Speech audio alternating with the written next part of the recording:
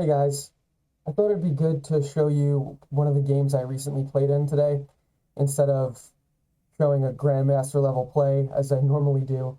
I thought it would be informative to kind of show you what some of my games look like, which are basically beginner level, maybe slightly above beginner level, in all their awesome glory. So I'm going to show you one of the games I played recently. I will break down all the moves, what some of my thoughts were on some of the moves and some mistakes I made. And after that, I have a little thought experiment that I wanted to show you guys as well, which I thought was pretty interesting. So before I begin, please don't forget to like and subscribe if you are enjoying the content. So this game was played about 2 weeks ago. I was white, and by the way, when I play chess online, I play with a pretty fast time control. My games are typically 15-minute games with a 10-second increment. And what that means is I have 15 minutes for all the moves, but every move I make adds 10 seconds onto my time. So it's pretty helpful when you get towards the end of the game if you're running low on time. Let's say I had 20 seconds left or something like that. If you make a couple moves in a row pretty quick, you're adding 10 seconds to each of those moves. So it's hard to time out. And that's pretty helpful, but again, it's still a pretty fast time, and I feel like I'm thinking on my feet quite a bit. If you guys are trying to learn chess and beginners, I wouldn't recommend playing any time control that's faster than this. In fact, I would probably play something even slower to really give you a good opportunity to really understand the positions and understand what's going on. So anyways, let's begin. And I started this game with e4. And I typically play the Ruy Lopez opening, which I will show you in a second. I'll probably make a video on that at a later time. It's a pretty standard opening. It's classic, and even the top grandmasters play this opening. Of course, it kind of depends on what your opponent plays as well, but the first move is always e4 in that opening. And my opponent here plays c5, which is not typical for beginner level games or low level games, but this is known as the Sicilian defense. And the point of this move is that this pawn is pressuring d4. So he's kind of preventing me from playing this d4 move. And if we ever trade these pawns here, he's trading one of his wing pawns for a center pawn. So it's a very good opening for black that takes a lot of practice and is very complicated and in-depth. So I continue with my plan. This is the second move in the Ruy Lopez. It's the knight f3. And what I'm expecting here is most Sicilian players will play d6. And if he does that, I'm going to play d4 anyway, and we're going to trade pawns here. And I'm going to get my knight in the center, and that's a typical opening with the Sicilian defense for white. However, black plays knight c6. And I just continue developing the Ruy Lopez. This is the final move, basically, in the Ruy Lopez. After this, it branches off into many different types of games. But this bishop is attacking the knight, and if he ever ends up moving the center pawn here, either d6 or d5, I am creating a pin on the knight. And he plays knight f6. So here I'm trading my bishop. My thought process was, well, this knight is pressuring the d4 square. I'd rather just get rid of this knight for now. I'll double his pawns and just kind of simplifies the position for me. And he takes back with his b pawn.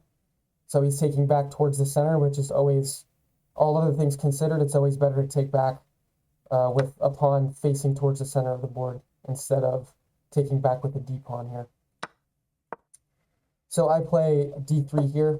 So his knight was attacking my f4 pawn. I needed to find a way to defend that, and I accomplished that with this move, and I'm also opening up a diagonal for my bishop here. And he plays e5. Now this is just not a great move for black. Something I should have picked up on, because there's really no reason why I shouldn't just take this pawn with my knight.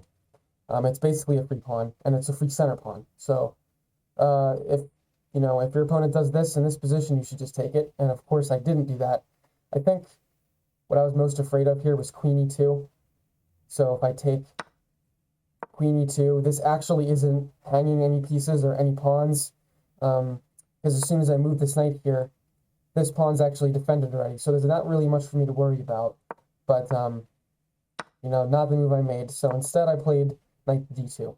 And this is an okay move. It's a developing move. The reason why I don't like this move in hindsight so much is, first of all, I should have took the pawn. Secondly, I am blocking my dark squared bishop here from really developing quickly. So not ideal, but I am developing and the knights are in contact with each other here. And he plays d6. So now I can no longer take this pawn. Okay, I castle. And black plays bishop e7. And here I play c3. And c3, my plan was to push d4. And this is a supporting pawn, which will support the push of this d4 pawn. First of all, it's kind of a slow move. I could have played this earlier and maybe move this pawn to d4 at a later time instead of having to move this pawn twice.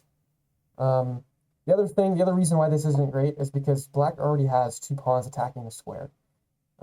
Probably not the best square to be pressuring and planning to attack, but one of the positives is you are opening up the board a little bit, which can be good for you, kind of depending on who's more developed. But that was my plan with this move. And black castles, and I play d4, and black plays bishop to g4. So he's pinning my knight because he's x-raying my queen here, and I play h3. So what I wanted to do here is either commit to capturing this knight, maybe moving his bishop back, kind of getting me out of this pin, because pins are, not something that you want to be dealing with, most of the times at any point in the game. But he doesn't do either of those things. He moves back to h5. And I played queen to a4 here. And this is, again, it's not an ideal move, but my thought process here was, okay, I'm escaping this pin, so I don't have to worry about not being able to move this knight in the future. And at the same time, I'm attacking this c6 pawn, which is currently undefended. Now, it wouldn't be that difficult for black to defend this. He can play queen here or queen there. And my queen's kind of sitting on the edge of the board here, not really doing that much, which is why it's not a perfect move. But I did also notice that my queen here is defending these central squares in this position, which is a little bit important in a bit. So he captures on d4. I recapture with my c-pawn. And now he moves his queen to defend this pawn here on c6. And I play pawn to b3. My thought process here, I believe, was to play bishop to b2, kind of, getting on a good diagonal for my bishop and threatening this pawn here even more. So that was the thought process there. And he plays d5. And here I notice that by playing d5, he removes a defender of this pawn. That pawn was defending here, and it's no longer doing so. So at this point, I just take that pawn on e5. And obviously, he can't really take with the queen because he'll lose his queen if he does that. So he's got to move his knight at this point. And he captures on e4.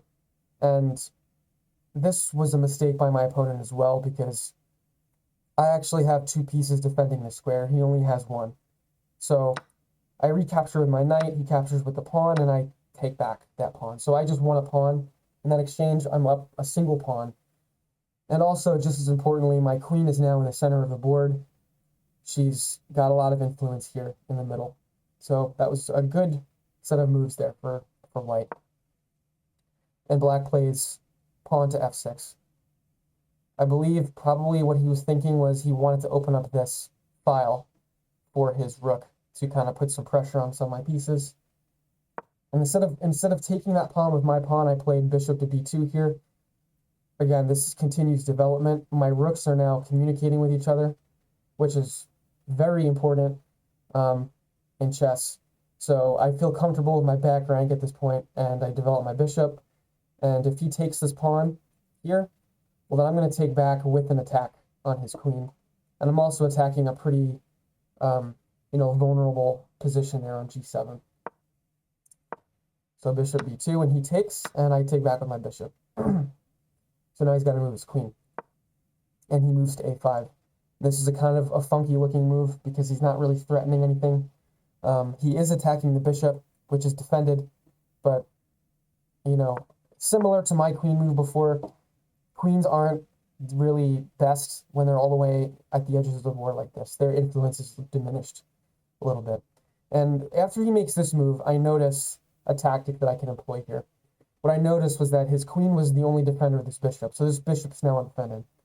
And if I move my bishop here, I'm discovering an attack on his bishop. So I captured g7, the pawn on g7 with my bishop. Now, if he takes back with the king, well, I'm taking his bishop with check as well. So I'm winning another pawn, and his king is even more exposed than he was previously. You'll notice I'm also attacking this rook here. So a lot of things going on with this move.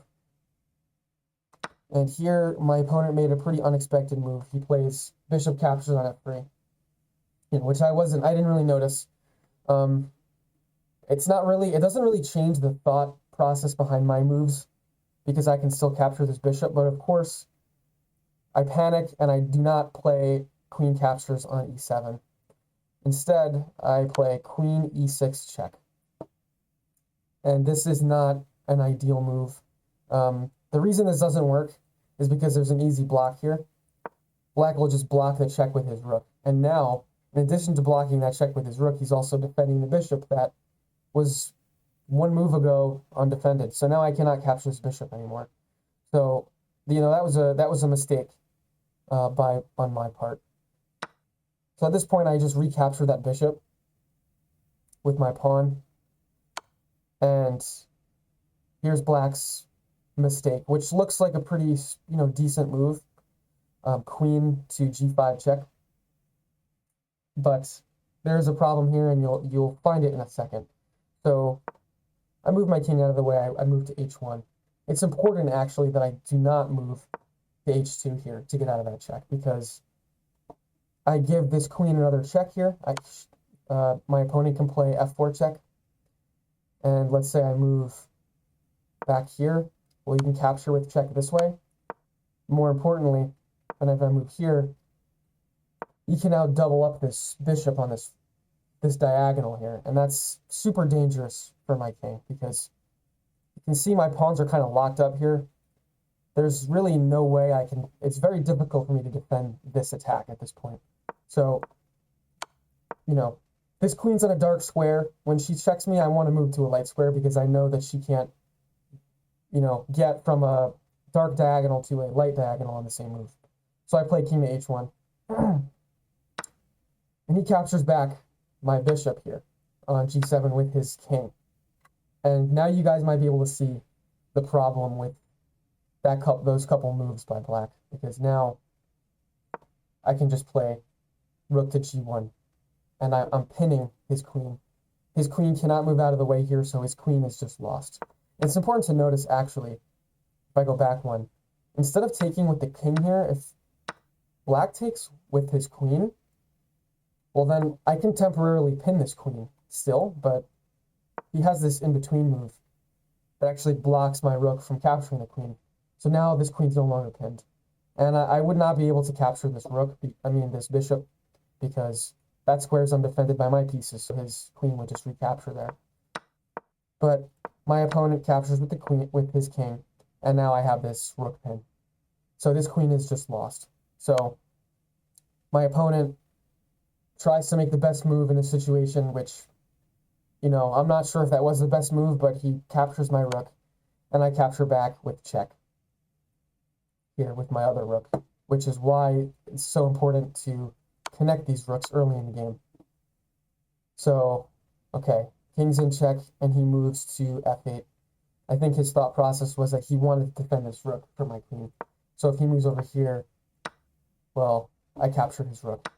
But his move wasn't much better either, although he didn't really have many, chances here. So he moves to f8, and I played queen h6 check. Obviously can't move to g8. This whole file is covered, so he's going to move back here. And I played rook g8 check. So we had to move his king out of the way, and I capture his rook on a8. And at this point, he resigned the game. So I thought this was a fun game. This was super messy, pretty wild, but I thought it showed some good examples of pins and how to watch out for those and how to be wary of those. Whenever you line up your king and your queen, or a king and a rook or other piece, you have to be aware of possible attacks and pins that your opponent can play on you. And that's something that Black didn't notice in this game. So, hope you guys enjoyed that. And now I have a little thought experiment, as I said, a little puzzle for you guys. So, the kings are way out of the way here, and you'll notice each side has 3 pawns exactly. They're all in a line. And you might be thinking, this looks like a draw because the pawns are equal over here. Oops. And the kings are super far away. So the kings will have to march themselves all across the board here, just kind of defend and attack some of your opponent's pieces. But since they're so close to each other, this really does look like a draw unless somebody screws up. But with white here, there's a little trick or a little move that you can make that actually will win you the game.